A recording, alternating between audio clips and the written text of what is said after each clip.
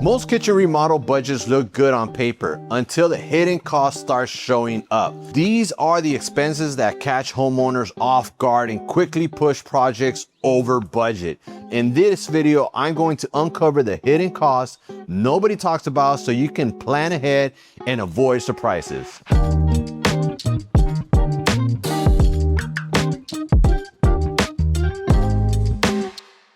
A big part of avoiding hidden costs is understanding your cabinet investment up front. My Ultimate Kitchen Cabinet Renovation Guide breaks down the realistic expectations across 5K to 50K budgets so you can plan ahead smarter and stay in control of your remodel. The guide is linked in the description below. So these are the hidden costs that kind of sneak up on homeowners when they're remodeling the kitchens that a lot of people tend to forget. One is when you start demoing, you start ripping these cabinets apart, your structure behind might be a surprise to you. Plan on basically rot being back there, the lumber being messed up. That is basically like dry rot, either a termite or either water damage is back there. So if you do have that, you're not going to know it until you rip that drywall off. Then you're gonna see it. The other hidden cost that could be back there is your plumbing. Your plumbing can be completely gone or just needs to be updated. I highly recommend you update your plumbing. You don't want to mess with water damage. You don't want those brand new cabinets getting messed up. The other one that I've seen many times come up is when you're basically demoing those cabinets, that electrical is gone. It's old electric. It's that electric that looks like it has wire all over it. It's just terrible. Got to be careful with it when you basically start messing with it, but plan on upgrading your electrical, plan on upgrading that plumbing, and possibly plan on upgrading some foundation work. So that is the number one thing people forget.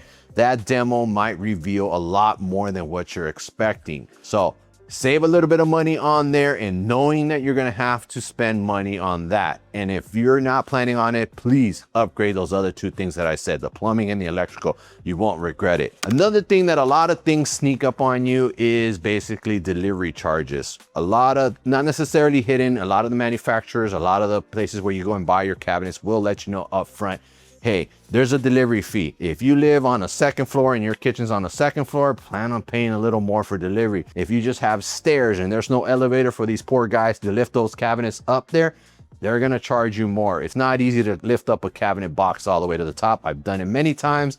Hurts the back, it hurts all over, especially if there's no elevator. Plan on paying a little extra. If the guys don't have access to basically do the delivery, if that's a big delivery truck rolling up to your house and they don't have access, they're gonna charge you. These companies wanna charge you because it's an inconvenience for them. They could basically get a ticket for parking out in the front. They could basically get yelled at. So these things do come up. So when you're planning your delivery, make sure you let the delivery company know how your house is. Are there stairs? Is there an elevator? Do you live on a condo? Is there no parking in the street? Is it a busy street? Let them know, because the more you let them know, maybe they'll be more a little nicer to you when it comes to the cost. Another one that's also a hidden one, but I already went through it, is electrical. This is what I mean. Plan on your electric, because once you start upgrading your kitchen, all of a sudden the electrician is going to walk in there and be like, hey, I need to change out, you need GFIs next to the sink. You want to do a under cabinet lighting. I'm going to charge you to pull a new wire. I'm going to run it all the way to the box. You need a panel upgrade. These are things the electricians will come at you and tell you. Now it's really up to you if you want a panel upgrade. If you're getting a new stove, the stove might need better electrical. Plan on that. If you're going from a regular 30-inch stove and all of a sudden you're putting in that nice big Viking 48-inch stove, that requires different electrical. If you're putting a double oven, that requires different electrical. If you're putting a separate microwave, that requires different electrical. All these new appliances require different electrical. So plan on upgrading your electric in your house. And if you're trying to splurge on that electrical under cabinet lighting, plan on that as well. Let your electrician know. The more you tell him, the more you want, the more it'll be better for you, because if he needs to rip out those walls, if you later on tell him, you know what, I want to do it under counter lights, but he already ran all the electrical, they're going to charge you more. So plan ahead and make sure everything is good. Here's another hidden cost: countertop extras. So every countertop manufacturer will charge you depending how you're laying it out. If your countertop has no seams and you don't want the seams and you want a specific grain, they're going to charge you extra for that because they have to template it perfect. Sink cutouts, undermount sinks, cost extra. Cooktop cutouts, cost extra. The bonos cost extra. These are all extra costs that you will run across. That edge will cost you more money the more decorative it is. Depending how the cooktop is, they're gonna charge you more. Depending how big your sink is and how you want the bottom undermount, they're gonna charge you extra. So countertop extras could come up. So be aware. So here's another one that people always forget when they start remodeling their kitchen is permits. So when you start doing structural stuff to your kitchen, you have to pull permits. Permits cost money, permits cost time. This is a thing that a lot of homeowners forget, that when you go to the city and you pull that permit, an inspector needs to come out, you have to get permits approved. So give yourself lead time. That will take time. I've had many times where homeowners come at me and be like, I didn't know I had to pull the permit. The city showed up. Now I'm being fined. Make sure your GC is a good GC, that he's licensed and he will pull that permit out. If you don't want to get a permit, that's on you. You're running the risk. But plan on delays, plan on cost.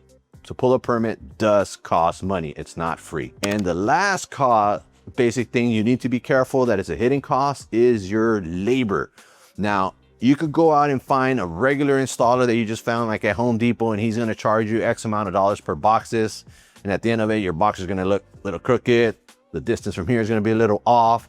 Hire a good cabinet installer. It will pay off. There's a lot of cabinet installers out there that are self-proclaimed cabinet installers. They're really not. It's hard to tell which ones are the good ones, but ask a lot of questions. Ask main questions of what you want done in your kitchen. A good cabinet installer will be able to answer them very well without telling you anything, but they are gonna be pricey because that's all they live. And that's what they do best. They know how to install cabinets, not hang cabinets. They install cabinets. If an installer comes in and tells you, yeah, I'm gonna hang your cabinets, run the other way. Go and find someone else. And also get 3 bids. Go ahead and get 3 bids, see where everybody comes in. Don't necessarily choose the cheapest guy. Choose whoever you feel comfortable with. Remember, they're gonna be in your home. You're gonna let them inside your home. You wanna feel comfortable with them. So don't cheap out on a cabinet installer. Cabinet installer that installs boxes, not hangs boxes, installs them. If this helped you prepare for the real cost of a remodel, the next video you should watch is 5 kitchen remodel mistakes that cost homeowners thousands. I'll link it right here and I'll see you there.